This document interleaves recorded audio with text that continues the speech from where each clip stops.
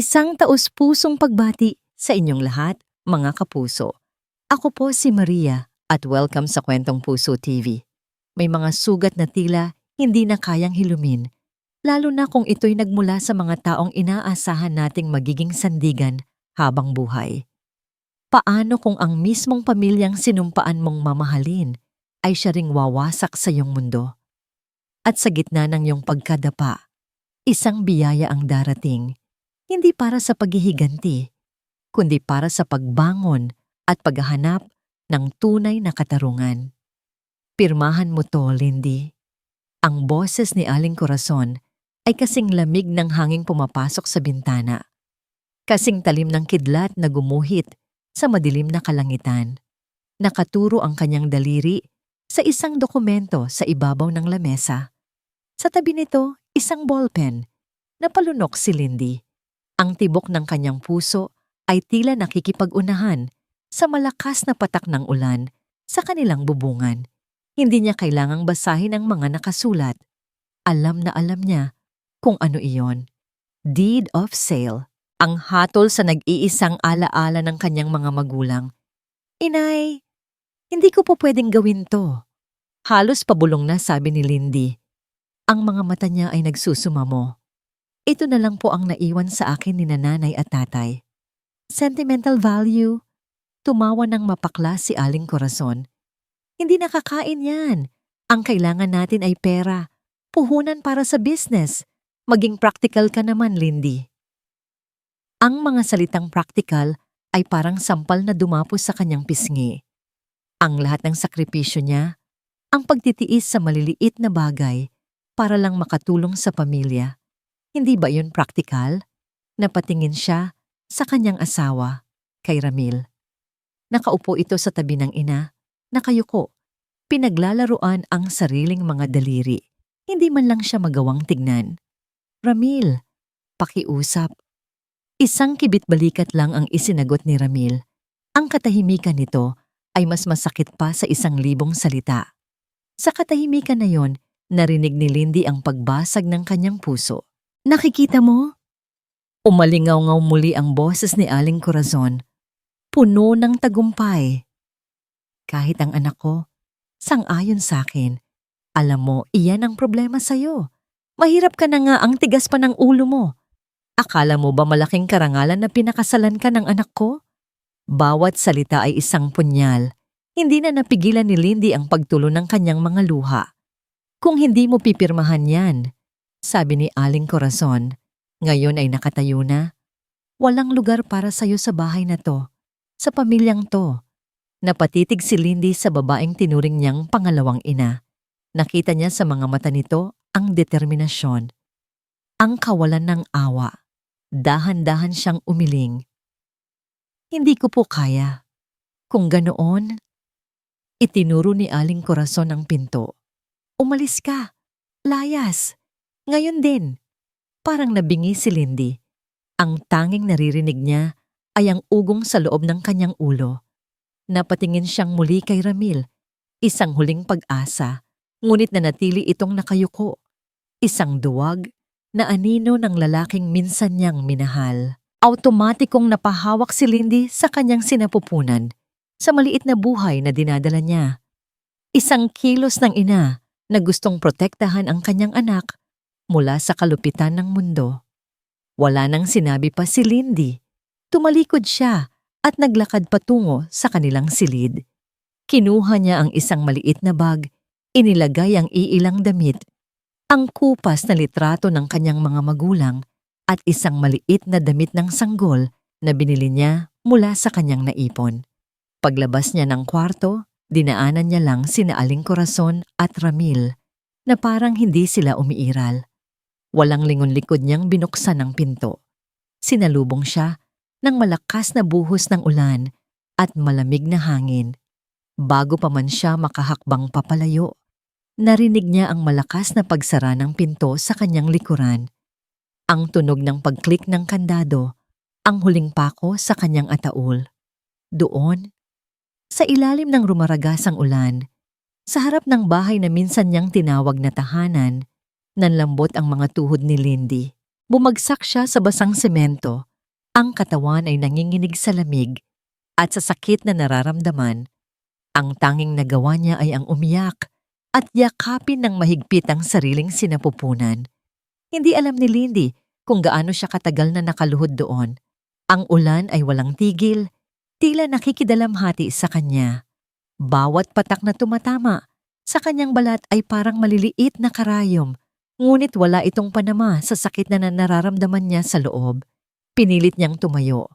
Kailangan niyang umalis. Kahit saan. Basta malayo sa lugar na yon. Ang mga paa niya ay mabibigat. Ang bawat hakbang ay isang pakikibaka. Naglakad siya ng walang tiyak na direksyon. Ang mga luha ay humahalo sa tubig ulan sa kanyang mukha.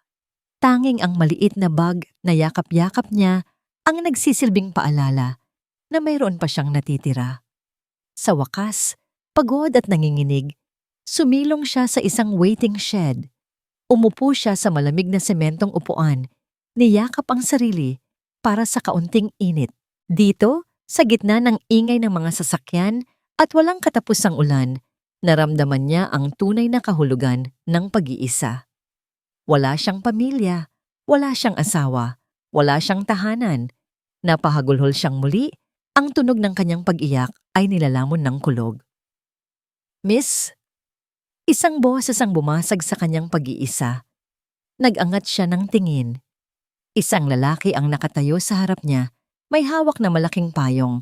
Sa kabila niyang balikat ay may pasan itong dalawang malaking lalagyan na bakal, isang magtataho. Ang mukha ng lalaki ay simple lang, may bakas ng pagod. Ngunit ang mga mata nito ay puno ng pag-aalala. Hindi sumagot si Lindy. Umiwas siya ng tingin, nahihiya sa kanyang itsura. Hindi na nagsalita pa ang lalaki. Inilapag nito ang kanyang mga pasan at tahimik na umupo sa kabilang dulo ng upuan. Pinanatili nito ang payong sa pagitan nilang dalawa, kaya't bahagyang nahaharangan si Lindy mula sa malakas na hangin. Ilang minuto silang tahimik. Si Lindy ay patuloy sa mahinang pagsinok habang ang lalaki ay nakatingin lang sa kalsada. Maya-maya, kumuha ito ng isang maliit na plastic cup mula sa kanyang lalagyan. Nagsalin ng mainit na taho, nilagyan ng sago at arnibal. Inabot niya ito kay Lindy. Mainit to. Baka giniginaw ka. Nag-alinlangan si Lindy, pero ang init na nagmumula sa tasa ay tila nang aakit. Dahan-dahan niyang inabot iyon, ang kanyang malamig na mga daliri ay agad na naramdaman ang ginhawa. Salamat, halos pabulong niyang sabi. Tumango lang ang lalaki. Kinuha nito ang sariling baon, isang maliit na supot ng kanin at ulam, at inabot din sa kanya. Mukhang hindi ka pa kumakain. Sa'yo na to. Naku, wag na po. Tanggi ni Lindy. Nakakahiya naman. Okay lang. May karinderya pa namang bukas mamaya. Simpleng sagot nito. Mas kailangan mo yan kaysa sa akin. Hindi na nakatanggi si Lindy. Ang kabaitan ng estranghero ay nagpatulong muli sa kanyang mga luha. Ngunit sa pagkakataong ito, may kasama na itong pasasalamat. Kumain siya ng dahan-dahan. Bawat subo ay parang nagbibigay lakas sa kanyang nanghihinang katawan at espiritu. Ako nga pala si Mateo, sabi ng lalaki pagkatapos ng ilang sandali. Lindy, sagot niya. Walang masyadong tanong si Mateo. Hindi niya inusisa kung bakit siya umiiyak o kung bakit siya basang-basa sa ulan. Tila naiintindihan niyang may mga bagay na mas mabuting hindi na itanong. Nang bahagyang tumila ang ulan, tumayo na si Mateo. May alam akong boarding house dito sa malapit. Maliit lang, pero malinis at mura lang ang upa. Gusto mo bang ihatid kita doon? Napatingin si Lindy sa kanyang bag. Iyon lang ang dala niya. Wala siyang ibang mapupuntahan. Tumango siya. Ipinasan muli ni Mateo ang kanyang mga lalagyan. Sabay silang naglakad sa ilalim ng iisang payong. Dinala siya ni Mateo sa isang maliit na eskinita, sa isang 2-story na bahay na may karatulang room for rent. Kinausap ni Mateo ang may-ari, isang matandang babae na nagngangalang Aling Nena. Sige, 2,000 isang buwan, sabi ng matanda. Pero kailangan ng isang buwang advance. Nanlumo si Lindy. Saan siya kukuha ng ganoong halaga? Bago pa man siya makapagsalita, naglabas na ng wallet si Mateo. Inilabas niya ang ilang gusot na pera at iniabot kay Aling Nena.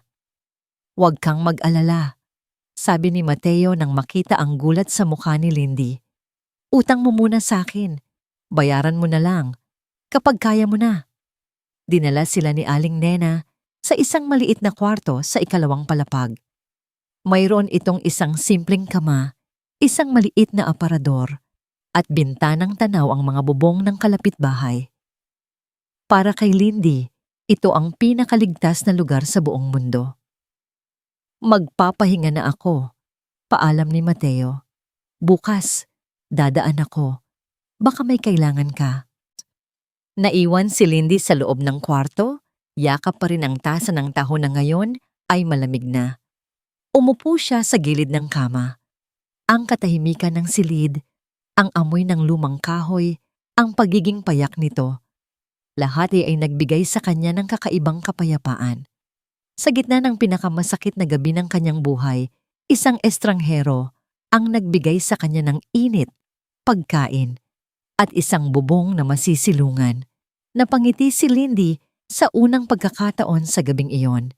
Isang maliit, nanginginig na ngiti, habang ang mga luha ng pasasalamat ay tahimik na dumadaloy sa kanyang mga pisngi. Kinabukasan, nagising si Lindy sa sinag ng araw na tumatama sa kanyang mukha. Saglit, kinalimutan niya ang lahat. Inakala niyang nasa dati pa rin siyang silid. Nagigisingin siya ng amoy ng kape ni Ramil. Ngunit nang imulat niya ang kanyang mga mata, bumalik ang lahat. Ang maliit na kwarto, ang amoy ng alikabok, ang bigat sa kanyang dibdib. Bumangon siya at inayos ang iilang gamit na dala niya. Bawat damit na kanyang tinitiklop ay may kaakibat na alaala, masaya at masakit. Sa ilalim ng lahat, nandoon ang kupas na litrato ng kanyang mga magulang. Kinuha niya ito at niyakap ng mahigpit. "Nay, Tay, ano po ang gagawin ko?" Kasama ng litrato ay isang lumang notebook. Ito ang diary ng kanyang ama, isang simpleng hardinero na mahilig magsulat. Binuklat niya ang mga pahina, binabasa ang mga sulat kamay na puno ng pagmamahal para sa kanya at sa kanyang ina. Sa pagbabasa, tila naririnig niya muli ang boses ng kanyang ama, nagbibigay ng payo, nagpapatawa. Ito ang tanging yaman niya. Habang binubuklat niya ang mga huling pahina, may nalaglag mula sa loob. Isang papel, luma at medyo lukot. Isang tiket sa loto. Naalala niya, ilang araw bago ang kanyang kaarawan, bago pumanaw ang kanyang ama, ibinili nito sa kanya na may sorpresa ito para sa kanya. Ito siguro iyon. Isang munting regalo na hindi na naibigay. Pinagmasdan niya ang mga numero, ang petsa ng kanyang kaarawan, ang edad niya, ang anibersaryo ng kanyang mga magulang. Mga numerong malapit sa puso ng kanilang pamilya. Isang mapait na ngiti ang gumuhit sa kanyang labi. Isinukbit niya ito, pabalik sa notebook, at itinabi. Ano pa ang silbi nito ngayon? Maya-maya, may kumatok. Si Mateo. May dala itong pandesal at isang maliit na supot ng kape. "Magandang umaga," bati nito. "Almusal." "Salamat, Mateo. Sobra-sobra na ang abala ko sa'yo." "Wala yon. Kamusta ang pakiramdam mo?" Nagkwentuhan sila. Simple at magaan. Ikinuwento ni Lindy ang tungkol sa kanyang mga magulang sa notebook na iniwan ng kanyang ama. Ipinakita niya ang tiket sa loto. "Nakuku, sayang naman kung itatago mo lang yan," sabi ni Mateo. "Bakit hindi mo i-check? Malay mo, baka ito na ang sagot sa mga problema mo." "Imposible," tumawa si Lindy. "Kailanman hindi ako nanalo kahit sa raffle." "Walang imposible, Lindy. Subukan mo lang. Walang mawawala." Ang pagpupumilit ni Mateo ay hindi para bigyan siya ng maling pag-asa, kundi para bigyan siya ng dahilan para lumabas, para kumilos, para huwag manatili sa lungkot. Dahil sa pangungulit nito, Pumayag na rin si Lindy. Pagkatapos kumain, sinamahan siya ni Mateo sa pinakamalapit na lotto outlet. Isang maliit na pwesto sa gilid ng palengke. Habang naglalakad, nakaramdam si Lindy ng hiya. Ang suot niya ay ang damit pa rin niya kahapon. Ang buhok niya ay magulo. Ngunit si Mateo ay naglalakad sa tabi niya na parang normal lang ang lahat. Pinapayungan siya laban sa matinding sikat ng araw. Nanginginig ang kamay ni Lindy nang iabot niya ang tiket sa babaeng nasa counter.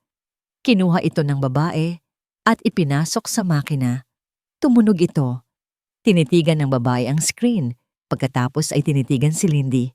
Inulit niya ang proseso. "Sandali lang po, ma'am, ha?" sabi ng babae. Medyo nauutal.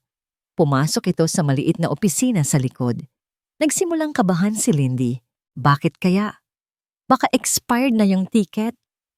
"Huwag kang mag-isip ng ganyan." Pulong ni Mateo. Inilagay ang kamay sa kanyang balikat para pakalmahin siya.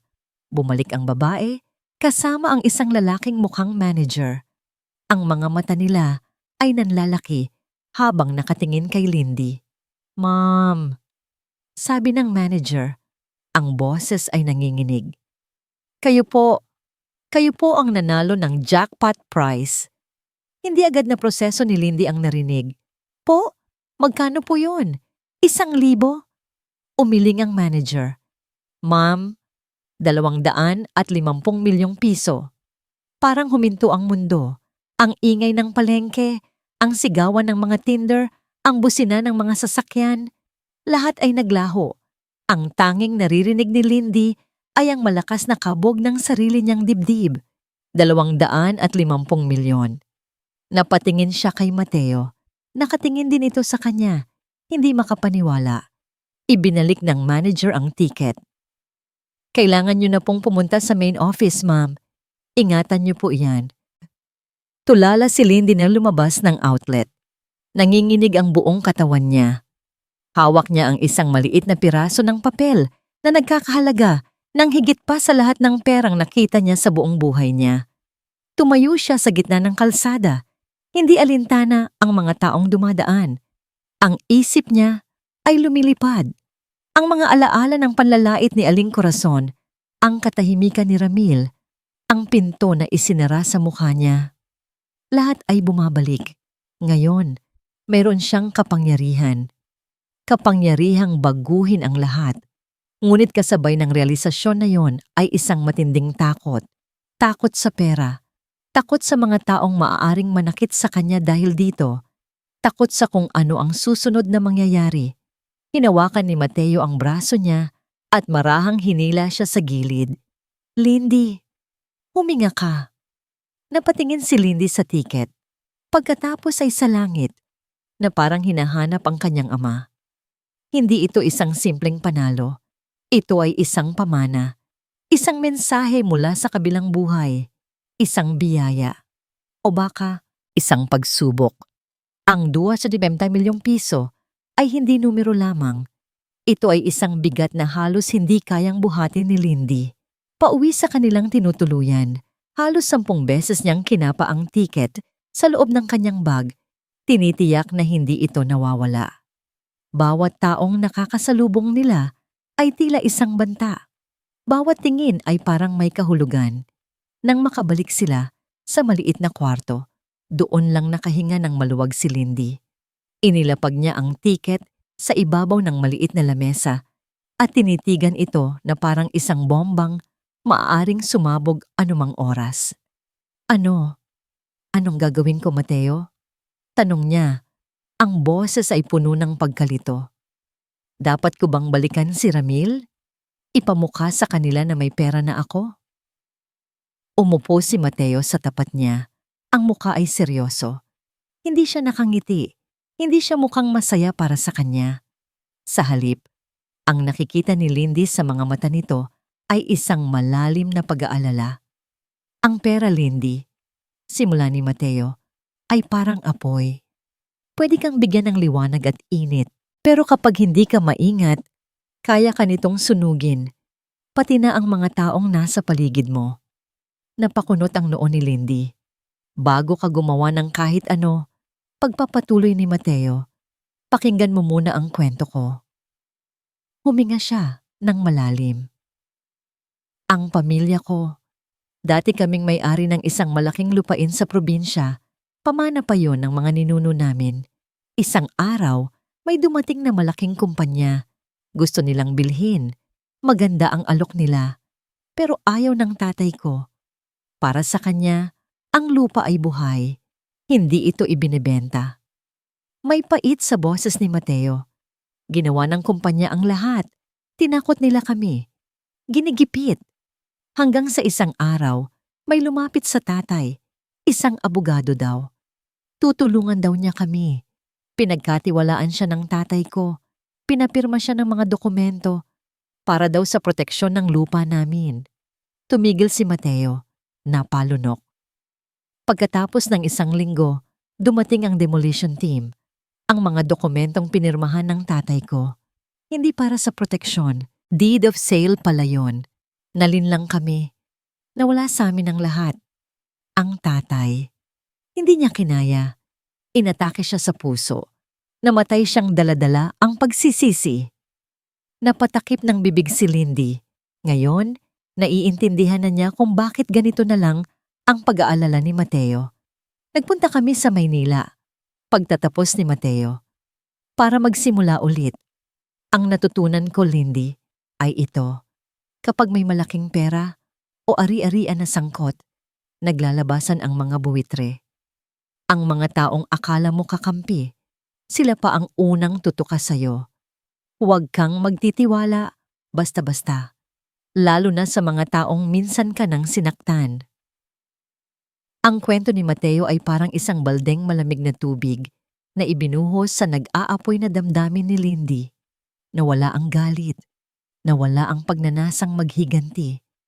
Ang pumalit ay isang malinaw na pag-iisip, isang matinding pag-iingat. Tama ka, sabi ni Lindy.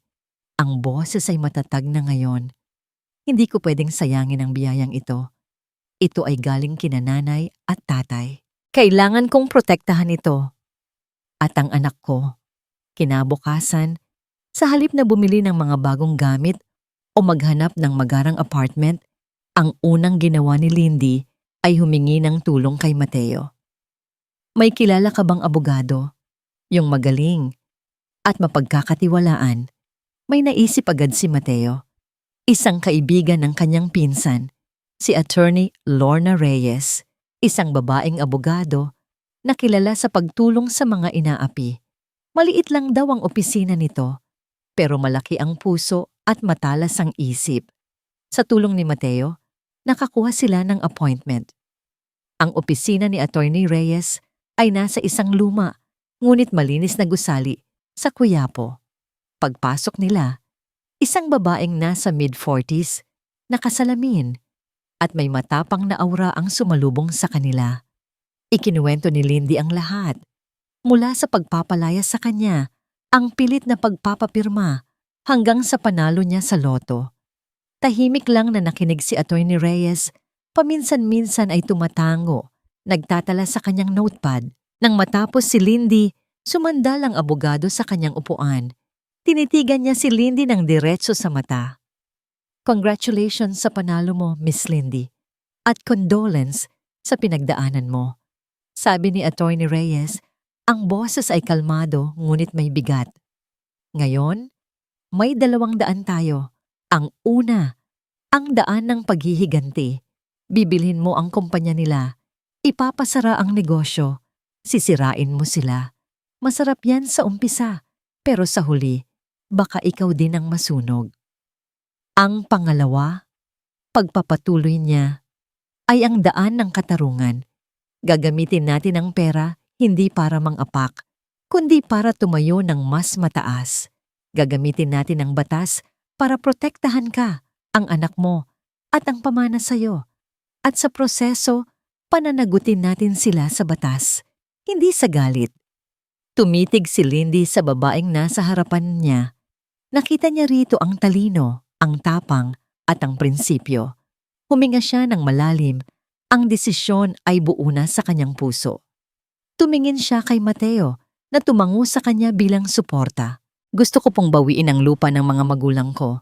Sabi ni Lindy, ang boses ay hindi na nanginginig at gusto ko silang pagbayarin sa ginawa nila sa akin. Ang unang-una nating gagawin, paliwanag ni Atty. Lorna, habang naglalatag ng mga dokumento sa kanyang lamesa, ay ilagay sa ligtas na lugar ang pera mo. Hindi pwedeng nakatambak lang yan sa bangko, masyadong madaling matrace. Ipinaliwanag niya ang konsepto ng isang trust fund, isang legal na kasunduan kung saan ang pera ni Lindy ay ipapamahala sa isang pinagkakatiwalaang bangko. Ang nag-iisang benepisyaryo, ang hindi pa naipapanganak na anak ni Lindy. Sa ganitong paraan, kahit anong mangyari, kahit may umagaw pa sa pera, protektado ang kinabukasan ng bata. Si Lindy ang magiging tagapamahala, may access sa allowance para sa kanyang mga pangangailangan, ngunit ang kabuuan ng yaman ay nakakandado para sa kanyang anak. Naiintindihan ko po, sabi ni Lindy. Gumaan ang kanyang pakiramdam. Ang unang hakbang na ito ay hindi tungkol sa pag-atake, kundi sa pagtatanggol. Pangalawa, sabi ni Atty. Lorna, huwag na huwag mong ipapaalam kahit kanino na nanalo ka. Manatili ka sa inuupahan mo. Mamuhay ka na parang walang nagbago. Ang pinakamalakas nating sandata ngayon ay ang inaakala nilang kahinaan mo. Sa mga sumunod na araw, naging abala si Lindy. Kasama si Atty. Lorna, pumunta sila sa bangko at inasikaso ang pagtatayo ng trust fund. Nagbukas din sila ng isang hiwalay na account para sa mga gastusin sa plano nila. Lahat ay ginawa ng palihim at maingat. Pangatlo, at ang pinakamahalaga, bilin ng abogado sa isa nilang pagkikita. Kailangan natin ng ebidensya. Ang salita, laban sa salita, ay mahina sa korte. Kailangan nating patunayan na may masama silang intensyon. Dito na pumasok ang pinakamahirap na parte para kay Lindy. Kinailangan niyang balikan ang mga masasakit na alaala. Hinalungkat niya ang kanyang lumang telepono, hinanap ang mga text message kung saan tinatanggihan siya ni Ramil na bigyan ng pera para sa check-up. Naalala niya ang isang pag-uusap kung saan sinabi ni Aling Corazon na pabigat lang ang batang yan. Ang bawat ebidensya ay isang patak ng lason sa kanyang puso, ngunit tiniis niya. Isang gabi, habang nag-uusap sila ni Mateo sa isang parke, sinabi ni Lindy ang kanyang problema. Paano ko mapapatunayan ang plano nila sa lupa? Wala akong kopya ng mga dokumento. Napaisip si Mateo. Ang mga kapitbahay niyo, imposibleng wala silang naririnig. Sa atin sa Pilipinas, ang chismis, minsan mas mabilis pa sa balita. Isang ideya ang nabuo sa isip ni Lindy. Isang mapanganib na ideya. Mateo, pwede mo ba akong tulungan? Kinabukasan, bumalik si Mateo sa lumang neighborhood ni Lindy. Hindi bilang kaibigan ni Lindy, kundi bilang isang magtataho. Itinulak niya ang kanyang kariton. Sumisigaw ng taho! Tulad ng dati. Nagpanggap siyang nagtatanong-tanong. Naghahanap daw ng mauupahang kwarto para sa kanyang kapatid. Sa ganitong paraan, nakausap niya ang mga matatandang nakatambay sa sari-sari store. Naku iho, mukhang maswerte ang kapatid mo kung dito makakahanap, sabi ng isang ele. Balita ko, gagawin na daw itong commercial area. Mayaman na developer daw ang nakabili. Talaga po? Painosenteng tanong ni Mateo. Kaninong lupa po yun? Ayun turo ng ale sa direksyon ng dating bahay ni Lindy. Kay Aling Corazon. Nabili na daw niya yung lupa ng manugang niyang si Lindy. Kawawa nga yung bata. Pinalayas. Mabait pa naman yon. Patuloy na nagtanong si Mateo. Nalaman niyang hindi lang lupa ni Lindy ang target.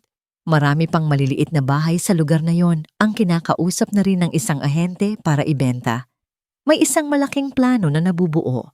Habang ginagawa ito ni Mateo, pumili naman si Lindy ng isang maliit na voice recorder, kasing liit lang ng isang flash drive. Itinuro sa kanya ni Atty. Lorna kung paano ito gamitin. Hindi natin ito pwedeng gamitin sa korte bilang primary evidence, paliwanag ng abogado. Pero magagamit natin ito para malaman ang susunod nilang hakbang, para makapaghanda tayo. Gabi-gabi, pinapractice ni Lindy kung paano ito itatago sa kanyang bulsa, kung paano ito bubuksan at isasara ng hindi halata. Pinag-aaralan niya kung paano magsalita ng kalmado, kung paano magtatanong ng mga tamang bagay.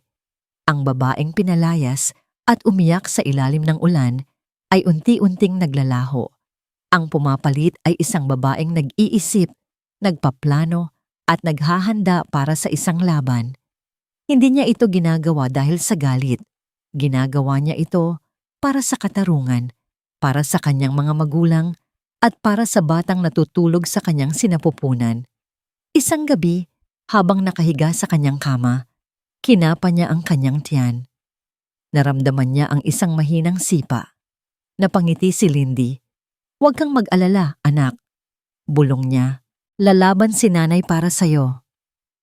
At sa gabing iyon, dumating ang ulat ni Mateo. Dala ang isang balitang nagpakulo sa dugo ni Lindy. "May mga flyer na ipinamimigay sa lugar ninyo," sabi ni Mateo. Ipinakita ang isang makintab na papel. Isang bagong kondominium at ang nakalagay na address, eksakto sa kinatitirikan ng karinderya ng mga magulang mo. Ang flyer na dala ni Mateo ay parang isang deklarasyon ng giyera. Hindi na ito simpleng pag-agaw sa lupa. Ito ay pagbura sa alaala ng kanyang pamilya para pagkakitaan. Ang galit sa puso ni Lindy ay muling nag-alab. Ngunit sa pagkakataong ito, hindi ito bulag. Ito ay isang galit na may direksyon, isang galit na gagamitin niya bilang panggatong. Samantala, sa bahay ni na Aling Corazon, lumalaki na ang kanilang pagtataka. Isang buwan na ang nakalipas mula nang palayasin nila si Lindy. Inaasahan nilang babalik ito, luluhod, magmamakaawa. Ngunit walang Lindy na nagpakita. "Baka naman nakahanap na ng ibang lalaki yun," sabi ni Ramil isang gabi, pilit na pinapakita na hindi siya apektado. "Imposible," singhal ni Aling Corazon. "Sinong magkakagusto doon? Buntis at walang pera. Ang kinatatakutan ko, baka mag-eskandalo yun sa barangay. Masyadong tahimik, may binabalak yun." Ang kanilang pag-aalala ay nagkatotoo nang may dalang balita ang isa nilang kapitbahay na tsismosa. "Naku, Corazon," sabi ng Ale habang namimili sa palengke. "Nakita ko yung manugang mong si Lindy. May kasamang lalaki, mukhang may itsura. At alam mo ba, sila ang nagbayad ng lahat ng pinamili ko. Sabi tulong na lang daw sa akin. Mukhang nakahanap ng mayamang benefactor ang bruha." Ang balitang yon, na plinano ni Lindy at Attorney Lorna, ay kumalat na parang apoy. Ipinakalat nila ang chismis na si Lindy ay kinupkop ng isang malayong kamag-anak na mayaman, o di kaya'y may lalaking sumalo sa kanya. Ito ang pain. At si Aling Corazon, na ang tanging sukatan ng halaga ng tao ay pera, ay mabilis na kumagat.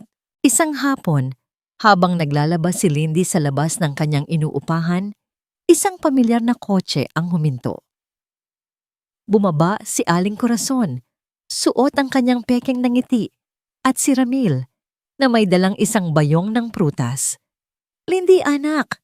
Malamig na tawag ni Aling Corazon. Napahinto si Lindy. Dahan-dahan niyang pinindot ang record button ng maliit na device sa kanyang bulsa.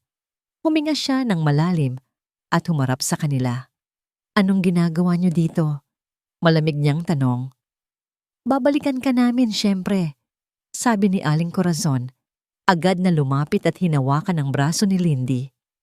"Anak, patawarin mo na kami. Lalo na itong si Ramil. Hindi niya alam ang ginagawa niya. Halika na. Umuwi na tayo." Si Ramil naman ay lumapit. Ang mga mata ay nagpapaawa. "Lindy, mahal, I'm sorry. Si Mama, tinakot niya lang ako. Pero ikaw ang mahal ko. Ikaw at ang baby natin. Please, bumalik ka na sa akin." Kung ito ay nangyari 1 buwan na ang nakalipas, marahil ay bibigay si Lindy. Ngunit ngayon, ang nakikita niya ay hindi pagsisisi, kundi desperasyon. Nakikita niya ang kinang sa kanilang mga mata, ang kinang ng kasakiman. Alam nilang may pera na siya at gusto nilang makuha iyon. Hindi nagsalita si Lindy. Pumasok siya sa loob ng bahay paupahan at kumuha ng 2 baso ng tubig. Inilapag niya ito sa isang maliit na bangko. Tapos na po ba ang palabas? Tanong niya. Ang boses ay kalmado at walang emosyon. Uhaw siguro kayo. Natigilan si Aling Corazon. Ang pekeng ng ngiti sa kanyang labi ay unti-unting naglaho. Ano kung ibig mong sabihin? Ang ibig kong sabihin, sabi ni Lindy, tinitignan sila ng diretso sa mata. Ay huli na ang lahat. Tapos na tayo. Hindi pwede, giit ni Ramil. Asawa mo ako. May karapatan ako sa'yo. Wala kang karapatan, matigas na sagot ni Lindy. Simula noong hinayaan mo akong palayasin ng nanay mo sa gitna ng ulan. Doon na sumabog si Aling Corazon. Ang pagpapanggap ay nawala, at ang tunay na kulay nito ay lumabas. Aba, lumalaki na ang ulo mo. Sigaw niya, dinuduro-duro si Lindy. Dahil lang may kumukop sa iyong mayaman, akala mo kung sino ka na. Tandaan mo, Lindy, asawa mo pa rin ang anak ko. Nakapangalan pa rin sa kanya ang anak mo. Kaya may karapatan kami sa'yo. At sa pera mo. Iyon na, ang mga salitang hinihintay ni Lindy, ang ebidensyang kailangan niya. Ang pag-amin sa kanilang tunay na intensyon. Hindi na sumagot si Lindy. Tinitigan niya lang sila. Ang mukha ay isang blangkong pader. Sa loob-loob niya, nagpapasalamat siya sa payo ni Attorney Lorna. Kung hindi, baka nasampal na niya ang dating biyenan. Umalis na kayo, mahinahon niyang sabi, bago pa ako tumawag ng barangay tanod. Padabog na tumalikod si Aling Corazon. Hila-hila si Ramil. Bago sila sumakay sa kotse, lumingon si Aling Corazon. Ang mga mata ay nag-aapoy sa galit. Isang tingin na nangangako ng ganti. Nang makaalis na ang sasakyan, pumasok si Lindy sa kanyang kwarto at isinara ang pinto. Sumandal siya dito. Nanginginig ang mga kamay. Pinatay niya ang recorder at napaupo sa sahig. Nagawa niya. Nakaya niya. At ngayon, hawak na niya ang sandatang tatapos sa laban na ito. Kinabukasan, dinala ni Lindy ang voice recorder kay Attorney Lorna. Habang pinakikinggan ng abogado ang usapan, isang tipid na ngiti ang unti-unting gumuhit sa labi nito. Excellent, sabi ni Attorney Lorna. This is a gold mine. Malinaw na malinaw ang motibo nila, pero kailangan pa nating itong palakasin. Paano po? Tanong ni Lindy. Ang krimen nila ay hindi lang laban sa'yo, Lindy. Base sa nalaman ni Mateo, mukhang marami sila. Kinuha ng abogado ang isang mapa ng kanilang lugar. Kailangan nating mahanap ang ibang biktima. Isang boses, madaling patahimikin, pero isang koro ng mga boses na sabay-sabay umaawit ng katotohanan? Hindi nila kayang baliwalain yun. Ang ideya ay nagbigay ng kaba kay Lindy. Ang harapin ng mga dating kapitbahay ay parang pagbabalik sa isang masakit na nakaraan. Ngunit alam niyang tama si Attorney Lorna. Hindi ito laban niya lamang. Kasama si Mateo, bumalik si Lindy sa dati niyang komunidad. Ngunit sa pagkakataong ito, hindi siya ang Lindy na kaawa-awa. Ang suot niya ay isang simpleng bestida. Malinis ang kanyang itsura. Ang kanyang paglakad ay may bigat at determinasyon. Si Mateo ay nasa tabi niya, hindi bilang magtataho, kundi bilang isang kaibigan at taga-suporta. Ang una nilang pinuntahan ay si Aling Sion, ang may-ari ng sari-sari store, kung saan madalas tumambay ang mga tsismosa. Noong una, ilag si Aling Sion. Ayaw nitong masangkot sa gulo. Pasensya na, Lindy, sabi nito. Ayoko ng away. Mahirap na. Aling Sion, mahinahong sabi ni Lindy. Hindi po ako naparito para manggulo. Naparito po ako para humingi ng tulong. Narinig ko po na kinakausap din kayo ng ahente para sa lupa nyo. Tama po ba? Nag-aalangang tumango si Aling Sion. Magkano po ang alok sa inyo? Sinabi ni Aling Sion ang halaga. Napailing si Lindy. Aling Sion, ang alok po sa inyo ay wala pa sa kalahati ng tunay na halaga ng lupa nyo. Niloloko po kayo. Ipinakita ni Lindy ang flyer ng condominium project. Nanlaki ang mga mata ni Aling Sion. Hindi po ito tungkol sa akin. Pagpapatuloy ni Lindy. Tungkol po ito sa ating lahat. Kapag nakuha nila ang lupa nyo sa murang halaga, saan po kayo titira? Paano po ang tindahan nyo na bumuhay sa pamilya nyo sa loob ng 30 taon?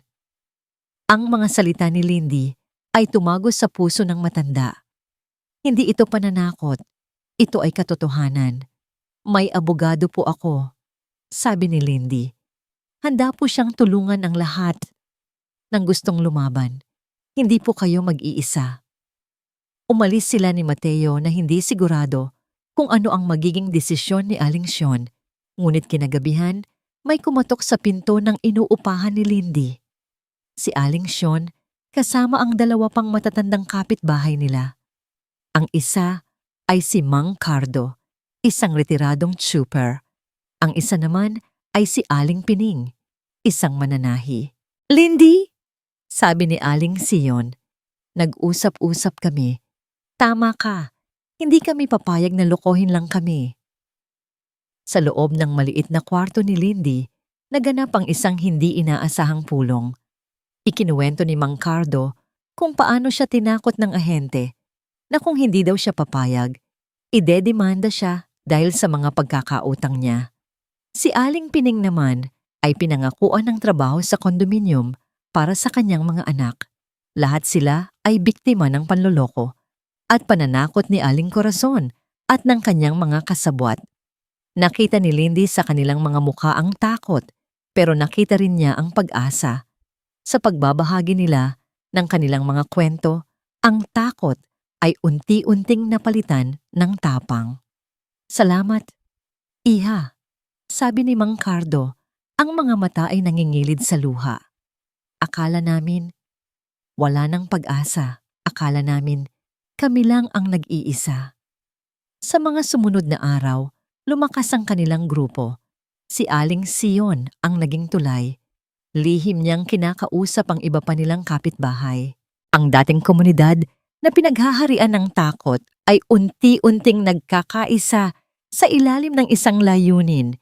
Isang hapon, habang nagpupulong sila sa bahay ni Aling Sion, isang bata ang tumatakbong pumasok, may dalang isang kapirasong papel. Aling Sion, may pinapaskil po sa barangay hall. Kinuha ni Lindy ang papel. Ito ay isang paanyaya para sa isang Community General Assembly. Ang agenda, ang pagpapakilala ng isang bagong Community Development Project. Ang petsa, sa Sabado ng gabi. Ang pangunahing tagapagsalita, Ginang Corazon Madrigal.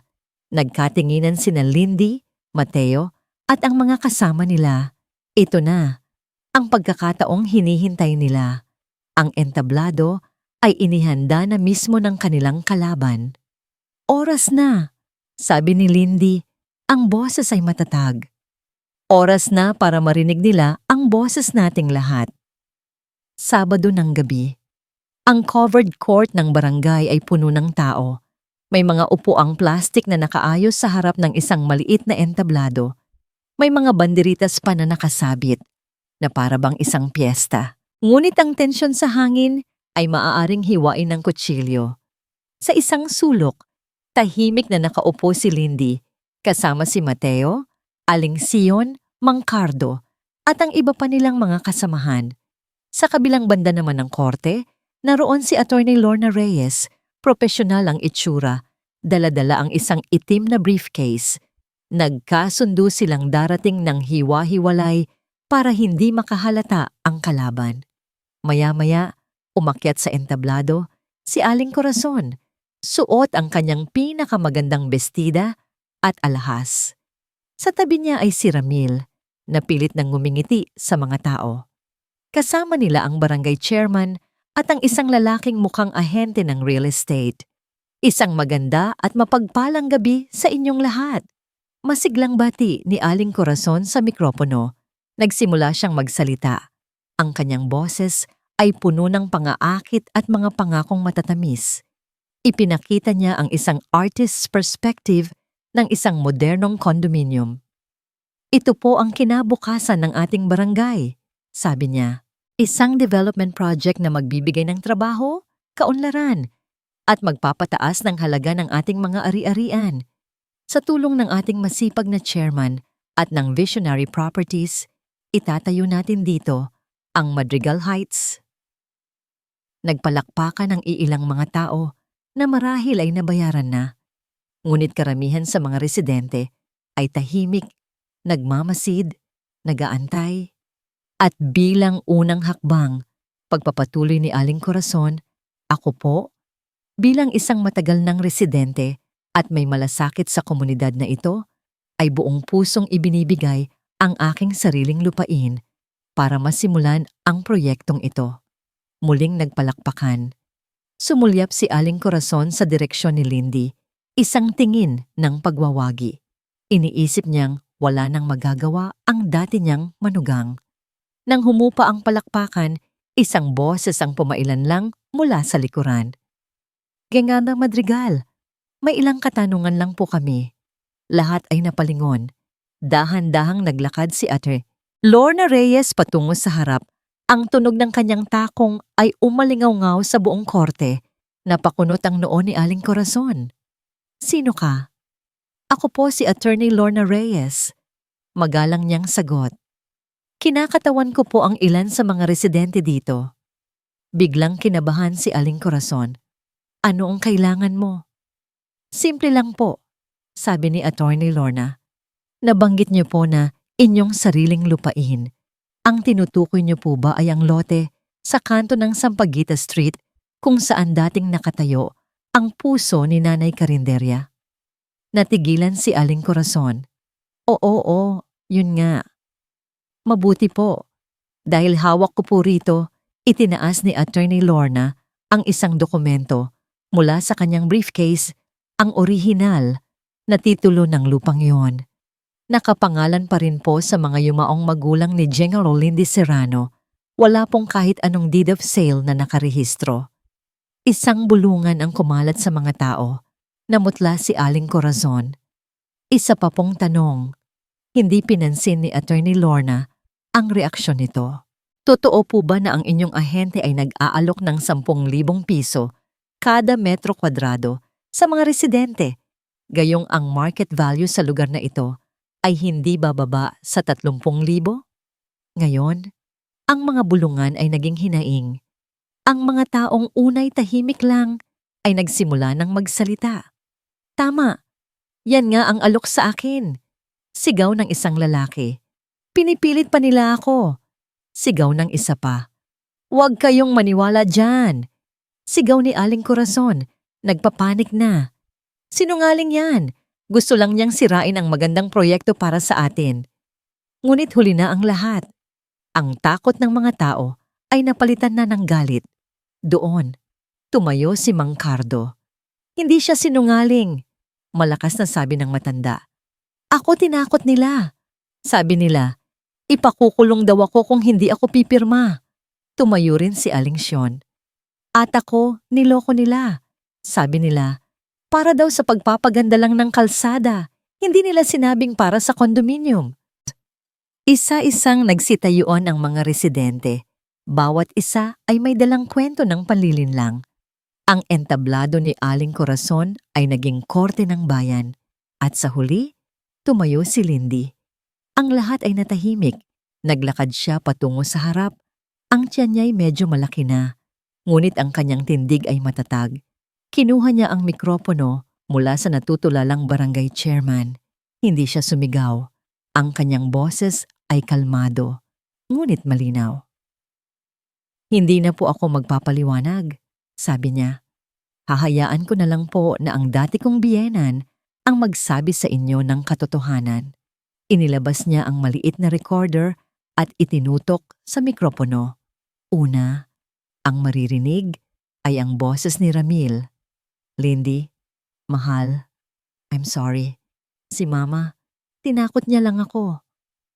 Pagkatapos, ang malinaw na boses ni Aling Corazon, tandaan mo, Lindy, asawa mo pa rin ang anak ko. May karapatan kami sa'yo at sa pera mo.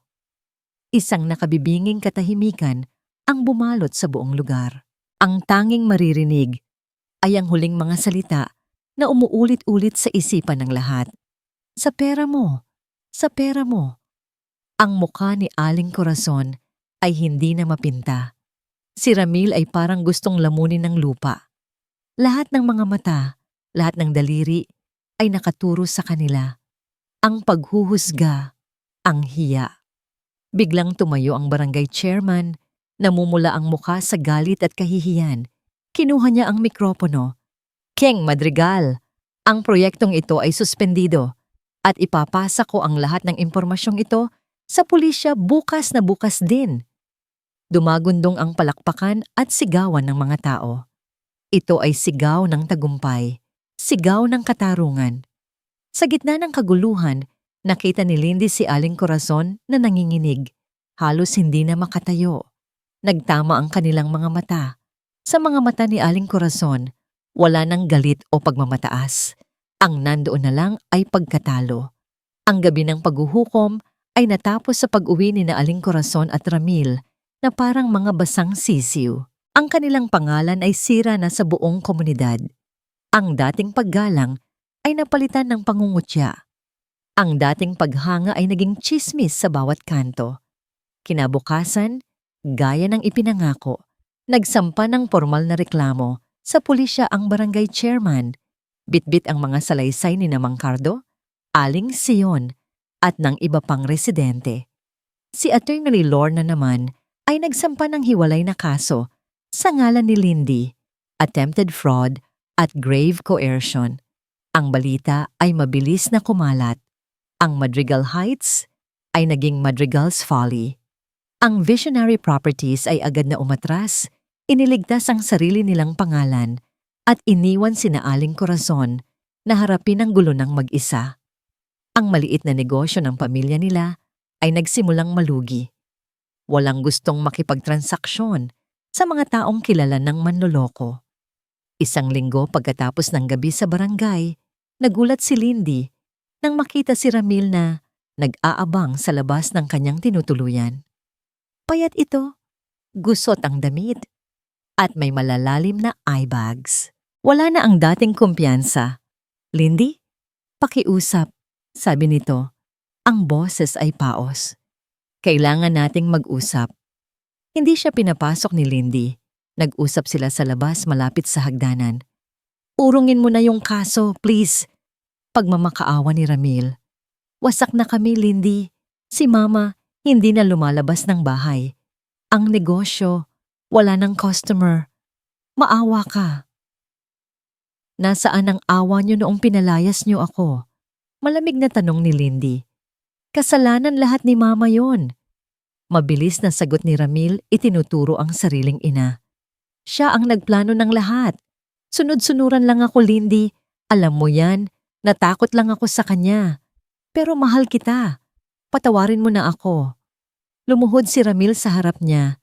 Niyakap ang kanyang mga binti at nagsimulang humagulgol. Ako na lang ang patawarin mo. Hayaan mo nang makulong si Mama. Basta ako, huwag. Pakiusap, Lindy. Para sa anak natin. Tinitigan ni Lindy ang lalaking minsan niyang pinangarap na makasama habang buhay. Ngunit ang nakikita niya ngayon ay hindi isang asawang nagsisisi, kundi isang duwag na handang isakripisyo kahit ang sariling ina para lang mailigtas ang sarili. Naramdaman niya ang isang emosyon na hindi niya inaasahan, hindi galit, kundi awa. Awa para sa kahinaan nito. Dahan-dahan niyang inalis ang mga kamay ni Ramil sa kanyang binti. Tumayo ka, Ramil, sabi niya. Ang boses ay hindi na galit kundi pagod na. Pagod na sa lahat ng kasinungalingan. Hindi na ito tungkol sa akin, Ramil. Tungkol ito sa lahat ng niloko ninyo. At tungkol sa kinabukasan ng anak ko. Hindi ko hahayaang lumaki siya sa isang mundong alam niyang kayang takasan ng mga nagkasala ang kanilang responsibilidad. Tumalikod si Lindy. Paano ako? Habol ni Ramil. Huminto si Lindy sa may pinto, ngunit hindi siya lumingon. Matuto kang tumayo sa sarili mong mga paa, Ramil. Yun ang hindi kailanman nagawa ni Mama para sa'yo. Pumasok siya sa loob at isinara ang pinto. Iniwan si Ramil na nakaluhod pa rin sa semento, umiiyak mag-isa. Sa pagsara ng pinto, naramdaman ni Lindy na isang malaking kabanata ng kanyang buhay ang tuluyan ng nagsara. Wala nang sakit, wala nang galit. Tanging ang abo na lang ng kahapon ang naiwan. Gabi na nang makaramdam si Lindy ng isang matinding kirot sa kanyang tiyan. Napahawak siya dito, napasandal sa dingding. Ang kirot ay pabalik-balik, palakas ng palakas. Natataranta. Tinawagan niya ang nag-iisang taong alam niyang darating para sa kanya. Mateo, sabi niya sa telepono, hirap nang magsalita. Tulungan mo ako. Masakit. Masakit ang tiyan ko. Ang baby. Narinig niya ang pag-aalala sa kabilang linya. Pagkatapos ay ang tunog ng mga yabag na nagmamadali. Papunta na ako. Huwag kang gagalaw. Pagkatapos ng ilang sandali, naramdaman ni Lindy ang mainit na likido na dumadaloy sa kanyang mga binti. Napatingin siya sa sahig, tubig, at may bahid ng dugo. Hindi nagtagal. Dumating si Mateo na halos humahangos. Ang mukha ay puno ng pag-aalala. Nang makita niya ang kalagayan ni Lindy, hindi na siya nagtanong pa. Binuhat niya ito ng buong ingat at mabilis na isinakay sa tricycle na naghihintay sa labas. Sa pinakamalapit na ospital, Manong, pakibilisan, utos niya sa driver.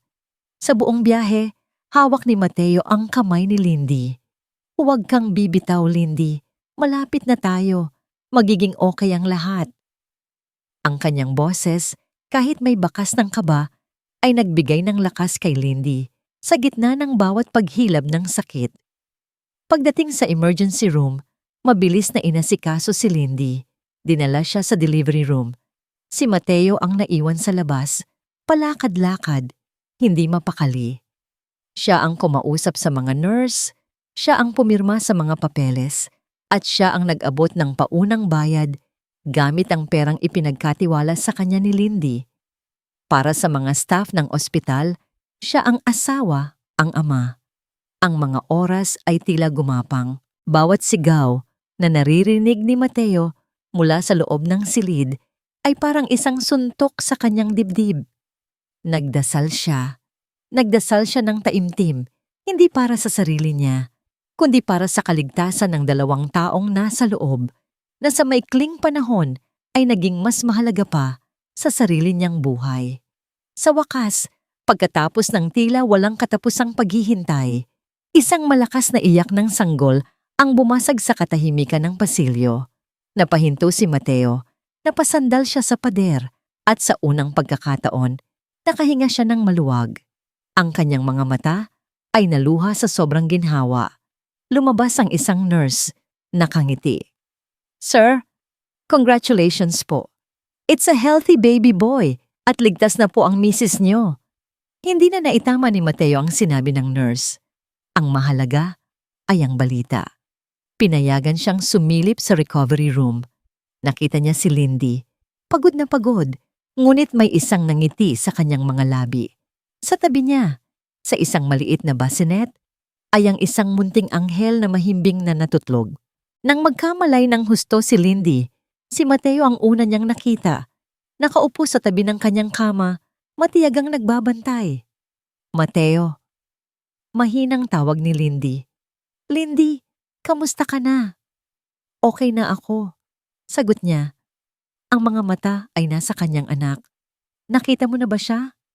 Tumango si Mateo. Isang nangiti ang sumilay sa kanyang labi. Ang gwapo, kamukhang kamukha mo. Kinuha ng nurse ang sanggol at maingat na inilagay sa mga braso ni Lindy. Sa sandaling iyon, ang lahat ng sakit, lahat ng takot, lahat ng pagod ay naglaho. Ang tanging naroon ay isang pagmamahal na purong-puro at walang kapantay. Hinalikan niya ang noo ng kanyang anak. "Hello, Angelo," bulong niya. Angelo dahil para sa kanya, ang batang ito ay isang anghel, isang sugo ng pag-asa. Lumapit si Mateo at marahang hinaplos ang pisngi ng sanggol. Ang kanyang daliri na magaspang dahil sa pagtatrabaho ay naging napakalambot nang dumampi sa balat ng bata. "Siya ang tunay na yaman mo, Lindy," mahinang sabi ni Mateo. "Hindi ang pera." Napatingin si Lindy kay Mateo. Sa mga mata nito, nakita niya ang sinseridad, ang paggalang, at isang uri ng pagmamahal na tahimik at hindi humihingi ng kapalit. Tumango siya, isang luha ng kaligayahan ang gumulong sa kanyang pisngi. Sa sumunod na 2 araw sa ospital, si Mateo ang naging pamilya ni Lindy. Siya ang bumibili ng pagkain, ang tumutulong mag-alaga kay Angelo, ang nakikipag-usap sa mga doktor. Si Aling Sion at ang ilan nilang kapitbahay ay dumalaw din. Dala-dala ang mga prutas at damit para sa sanggol. Sa unang pagkakataon, naramdaman ni Lindy na mayroon siyang isang tunay na komunidad na nakapaligid sa kanya. Isang hapon, habang natutulog si Angelo, tumawag sa telepono si Attorney Lorna. "Lindy, may balita ako." "Ano po yun, Attorney?" "Nag-issue na ng warrant of arrest ang korte laban kay Corazon Madrigal. Inaresto na siya kaninang umaga sa bahay nila." Napahawak si Lindy sa kanyang dibdib. Kahit inaasahan niya ito, may kirot pa rin siyang naramdaman. "Si Ramil po?" "Wala siyang kaso sa ngayon," sagot ng abogado. "Testigo lang siya. Mukhang totoo ngang isinuko na niya ang sariling ina." Pagkababa ng telepono, tinitigan ni Lindy ang natutulog na mukha ng kanyang anak. Ang isang kabanata ay tuluyan ng nagsara at ang isa naman ay kasisilang pa lang. Ang hustisya ay dumating, hindi sa paraang maingay at marahas, kundi sa isang tahimik na silid ng ospital, kasabay ng pagsilang ng isang bagong buhay. Lumipas ang ilang buwan. Ang buhay ni Lindy ay umikot na lamang kay Angelo. Ang bawat ngiti, bawat tawa, bawat pag-iyak ng kanyang anak ay musika sa kanyang pandinig. Ang maliit na kwartong inuupahan nila ay napuno ng mga lampin, bote ng gatas at mga laruan. Sa kabila ng pagiging simple ng kanilang buhay, hindi pa kailanman naging ganito kasaya si Lindy. Si Mateo ay naging parte na ng kanilang araw-araw na buhay. Pagkatapos magtinda ng taho sa umaga, dumadaan siya para makipaglaro kay Angelo. Minsan, siya na ang nag-aalaga sa bata para makapahinga si Lindy. Hindi sila nag-usap tungkol sa kung ano talaga sila, ngunit ang kanilang mga kilos ay nagsasabi ng lahat.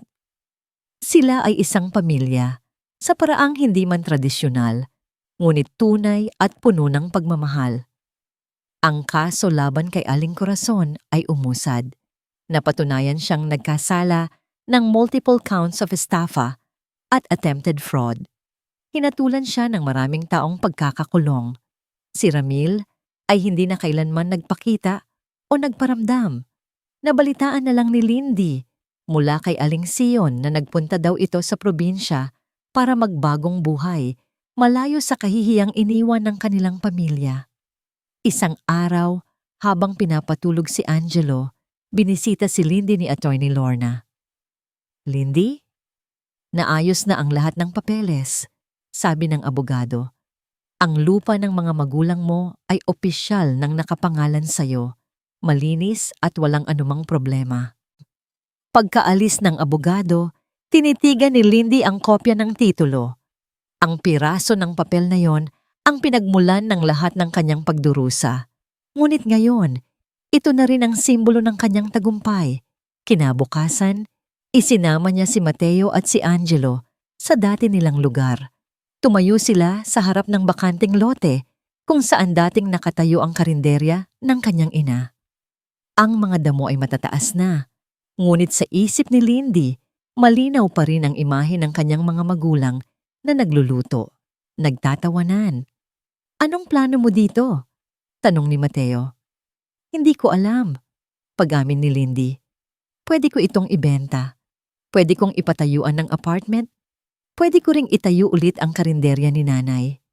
Napatingin siya sa mga bahay sa paligid. Ang mga kapitbahay na tumulong sa kanya ay naroon pa rin, nabubuhay ng simple. Naalala niya ang sarili niya. Noong gabi na pinalayas siya, walang matakbuhan, walang masilungan. Naalala niya ang takot at kawalan ng pag-asa. Isang ideya ang biglang pumasok sa kanyang isip. Isang ideyang nagmula hindi sa isip, kundi sa puso. Mateo, sabi niya, ang mga mata ay nagniningning. Alam ko na. Sa mga sumunod na linggo, naging abala sila. Kumuha si Lindy ng mga arkitekto at construction worker. Ngunit ang ipinapatayo niya ay hindi isang kondominium o isang malaking bahay. Ito ay isang 2-story na gusali na may maraming kwarto, isang malaking kusina, isang playroom para sa mga bata, at isang maliit na opisina. Hindi na nagtanong pa ang mga kapitbahay. Alam nila, nakikita nila. Ang lupaing minsan ay naging simbolo ng kasakiman ay unti-unting nagiging simbolo ng pag-asa. Pagkalipas ng halos 1 taon, natapos din ang gusali. Sa araw ng inaugurasyon, naroon ang lahat ng kanilang mga naging kakampi. Si Aling Sion, si Mang Cardo, si Attorney Lorna, at ang marami pang mga residente. Sa harap ng gusali ay may isang malaking arko. At sa arkong iyon, isang pangalan ang nakaukit sa kahoy. Puso ni Nanay Foundation. Isang tahanan para sa mga single mother at kanilang mga anak. Isang lugar kung saan maaari silang magsimula ulit. Makahanap ng tulong at matutong tumayo sa sarili nilang mga paa. Habang pinuputol ni Lindy ang ribbon, hawak-hawak niya sa kabilang kamay si Angelo, na ngayon ay isa ng malusog at bibong toddler. Tumingin siya sa paligid, sa mga ngiti ng mga taong naroon. Lumapit si Mateo sa kanyang likuran at marahang inilagay ang kamay sa kanyang balikat. Hindi na nila kailangan pang magsalita. Sa mga mata nila, nababasa na ang lahat. Ang sakit ng nakaraan ang naging pundasyon ng isang magandang kinabukasan. Nang gabing iyon, habang tahimik na ang lahat, nakatanggap si Lindy ng isang sobre na iniwan sa gate. Walang pangalan ng nagpadala. Sa loob, wala itong sulat. Tanging isang luma at kupas na litrato. Isang litrato nila ni Ramil, noong masaya pa sila. Noong mga panahong puno pa ng pangarap ang kanilang mga mata. At sa likod ng litrato, isang salita lang ang nakasulat, patawad. Hawak ni Lindy ang litrato. Ang ngiti nila ni Ramil sa larawan ay parang isang multo mula sa ibang buhay, isang paalala ng isang kwentong matagal nang natapos. Ang salitang patawad ay nakasulat sa pamilyar na sulat kamay. Hindi ito humihingi ng pangalawang pagkakataon. Ito ay isang simpleng pag-amin, isang pagsuko. Ilang araw na dala-dala ni Lindy ang sobre sa kakanyang bag. Hindi niya alam kung ano ang gagawin dito. Ang isang bahagi niya ay gustong sunugin ito, burahin ang huling piraso ng kanyang nakaraan. Ngunit may isang bahagi na nagsasabing kailangan niya itong harapin para tuluyan na siyang makalaya. Isang araw, nagpasya siya. Sa tulong ng koneksyon ni Attorney Lorna, nalaman niya kung saang kulungan nakapiit si Aling Corazon. Nagpaalam siya kay Mateo na may kailangan lang siyang puntahan. Naiintindihan ni Mateo. Hindi siya nagtanong, nagtiwala lang siya. Ang bilangguan ay isang lugar na malamig at malungkot. Ang amoy ng bakal at pawis ay nanunuot sa hangin. Sa visiting area, sa likod ng isang makapal na salamin, nakita ni Lindy si Aling Corazon. Ang babaeng dati, palaging nakaayos at puno ng alahas, ay malaki ang ipinagbago. Puting-puti na ang kanyang buhok, mas lalo siyang pumayat. Ang dating nag-aapoy na mga mata ay ngayoy blanko at pagod na. Nang makita siya nito, walang gulat, walang galit. Isang matagal na katahimikan ang namagitan sa kanila. Nagsasalita sa pamamagitan ng salamin. Lindy? Basag ni Aling Corazon sa katahimikan, ang boses ay mahina. Kamusta na po kayo? Magalang na tanong ni Lindy. Isang mapait na ngiti ang gumuhit sa labi ni Aling Corazon. Ano sa tingin mo? Araw-araw, pinagsisisihan ko ang lahat. Hindi lang dahil nakulong ako. Pinagsisisihan ko dahil nawala sa akin ang lahat. Ang anak ko. Ang apo ko. Hindi sumagot si Lindy. Hahayaan niya lang itong magsalita. Kasalanan ko. Pag-amin ng matanda. Ang pagiging gahaman sa pera. Sa estado sa buhay. Yan ang sumira sa akin. Sa pamilya natin. Tumingin ito ng diretso kay Lindy. At sa unang pagkakataon, nakita ni Lindy ang tunay na pagsisisi sa mga mata nito. Hindi ako humihingi ng tawad dahil alam kong hindi ko deserve, sabi ni Aling Corazon. Nandito lang ako para sabihin na, sana alagaan mo ng mabuti ang apo ko. Tumango si Lindy. Makakaasa po kayo. Tumayo na si Lindy. Bago siya umalis, may sinabi siyang hindi niya inaasahang sasabihin. Pinapatawad ko na po kayo. Mahinang sabi niya. Hindi para sa inyo, kundi para sa sarili ko. Para sa kapayapaan ng puso ko. Hindi na niya hinintay ang sagot. Tumalikod siya at naglakad palayo. Pakiramdam niya ay may isang mabigat na kadena ang natanggal sa kanyang mga balikat. Pagkatapos noon, hinanap niya kung nasaan si Ramil. Nalaman niyang nagtatrabaho ito bilang isang construction worker sa isang malayong probinsya. Namumuhay ng simple. Pinuntahan niya ito. Nakita niya si Ramil na nagbubuhat ng mga sako ng semento, pawisan, nasusunog sa ilalim ng araw. Malayo sa Ramil na kilala niya. Hindi siya nagpakita. Nag-iwan lang siya ng isang sulat sa tinutuluyan nito. Sa loob ng sobre ay ang lumang litrato. Ang isinulat niya ay, Ramil, natanggap ko ito. Tinatanggap ko rin ang iyong paghingi ng tawad. Pinapatawad na kita. Sana mahanap mo rin ang kapayapaan na hinahanap mo. Maging mabuti ka.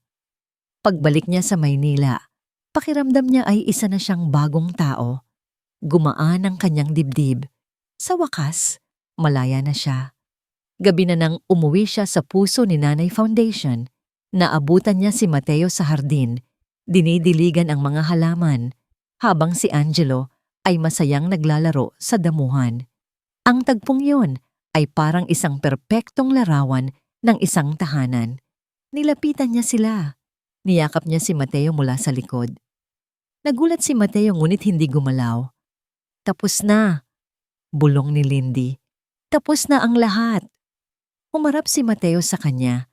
Nakita nito ang kapayapaan sa mga mata ni Lindy, ang ngiting hindi napilit. Hinawakan nito ang kanyang mukha. Matagal na akong may gustong sabihin sa iyo, Lindy. Sabi ni Mateo, ang boses ay puno ng emosyon.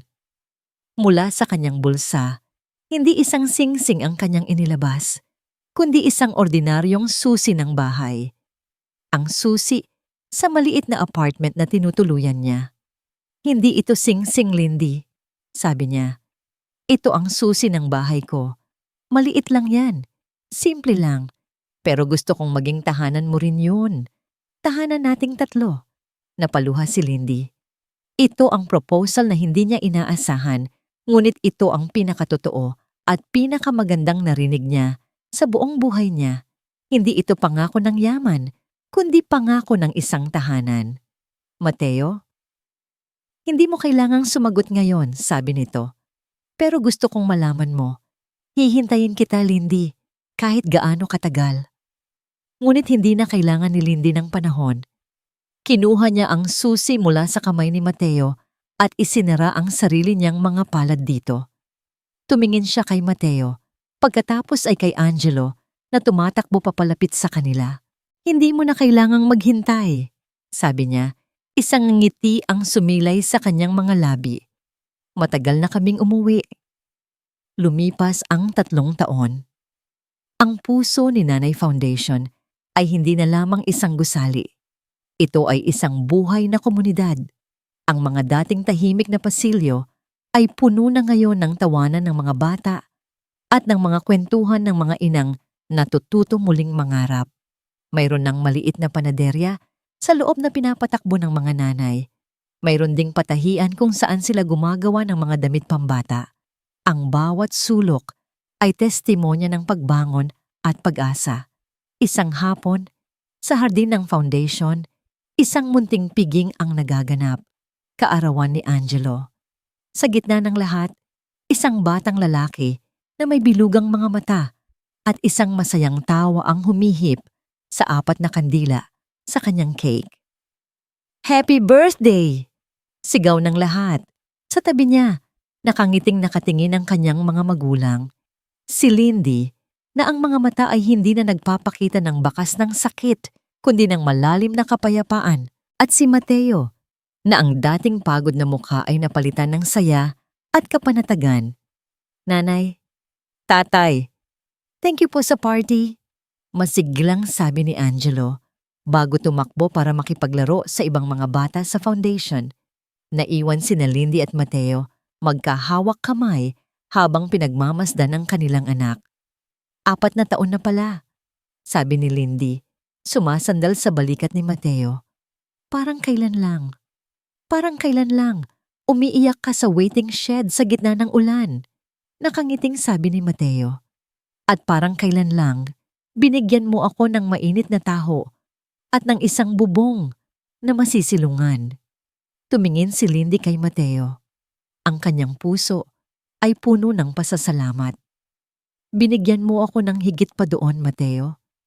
Ibinigay mo sa amin ni Angelo ang isang tahanan. Hinawakan ni Mateo ang kanyang kamay ng mas mahigpit. Tayo ang gumawa ng tahanan na ito, Lindy. Tayong dalawa. Tumingin sila sa paligid, sa mga babaeng dati biktima, ngunit ngayoy matatag na. Sa mga batang dati walang kasiguraduhan, ang bukas, ngunit ngayoy malayang naglalaro. Ang duwat sa 50 milyong piso ay naging pundasyon, ngunit hindi iyon ang yaman. Ang tunay na yaman ay nasa bawat ngiti ng mga batang tinutulungan nila. Nasa bawat kwento ng pagbangon ng mga inang binibigyan nila ng pangalawang pagkakataon. Nasa bawat salamat po na kanilang natatanggap. At higit sa lahat, ang tunay na yaman ay nasa tahimik na hapon na yon, sa isang simpleng hardin, kung saan ang isang lalaking nagbebenta ng taho at isang babaeng minsay na walan ng lahat ay magkasamang pinagmamasdan ng kanilang anak na tumatakbo patungo sa magandang kinabukasan. Niyakap ni Angelo ang binti ni Mateo at humalik sa pisngi ni Lindy. I love you, nanay. I love you, tatay. Sa sandaling iyon, alam ni Lindy na natagpuan na niya ang lahat. Ang hustisya ay hindi lang tungkol sa pagpaparusa sa mga nagkasala. Ang pagpapatawad ay hindi lang tungkol sa paglimot. At ang pag-ibig ay hindi lang tungkol sa mga matatamis na salita. Ang tunay na yaman ay ang kapayapaan ng puso. Isang kapayapaan na kanyang ipinaglaban, pinaghirapan, at sa wakas ay natagpuan sa piling ng kanyang pamilya.